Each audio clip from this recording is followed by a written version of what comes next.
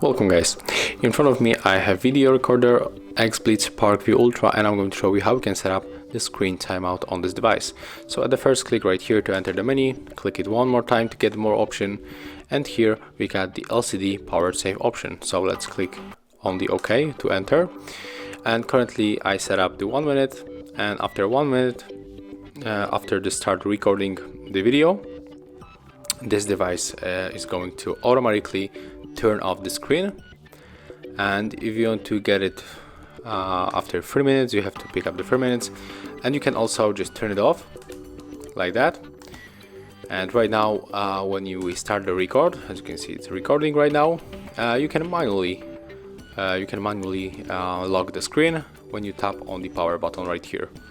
And when we tap on it one more time, you can see that it's still recording the video, so we don't have to worry about that.